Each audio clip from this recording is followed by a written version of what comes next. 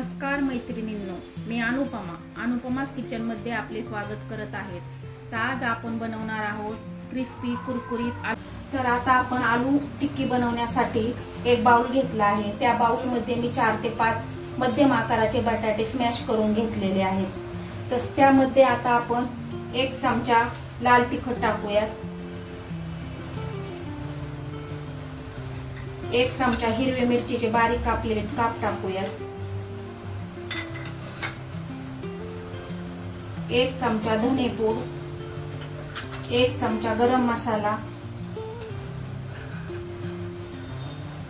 हे मी हिरवे वाटाणे त्यामध्ये 1 ते 2 चमचे टाकत आहे।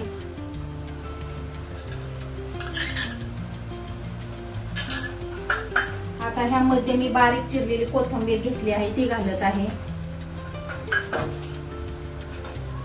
तसेच 1 चमचा मी पोह्याची पावडर बनवून घेतलेली आहे, ती टाकत आहे।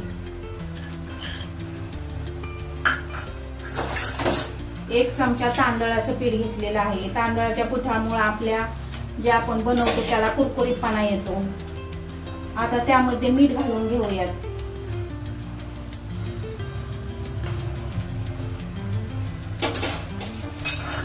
आता ह्यामध्ये अर्धा लिंबाचा रस मी टाकत आहे। हे सर्व टाकल्यानंतर आपल्याला ह्याला एकदम चांगल्या प्रकारे मिक्स करून घ्यायचे आहे। अशा प्रकारे आपण ते चांगलं मिक्स करून त्याचा अशा प्रकारे गोळा बनवून घेऊयात। हा गोळा बनल्यानंतर त्याचे छोटे छोटे गोळे करून घेऊयात आणि त्या गोळ्याला एक असा शेप करून त्याचे आपण आलू टिक्की बनवूयात। अशा प्रकारे आपण साऱ्या टिक्क्या बनवून घेऊयात। आता आपण सारे टिक्क्या बनवून घेतलेल्या आहेत, त्याला आपण सॅलो फ्राय करून घेऊयात। तर आपण आता ह्यामध्ये एक एक करून आपल्या टिक्क्या घालूयात।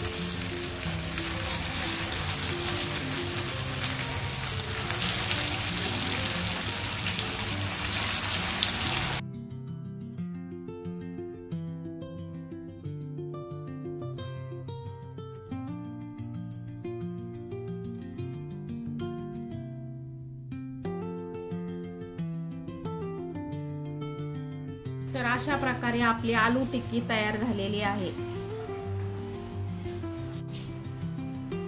तुम्हाला व्हिडिओ आवडले असल्यास लाईक करा आणि असेच नवनवीन रेसिपी बघण्यासाठी चॅनलला सबस्क्राइब नक्की करा। धन्यवाद।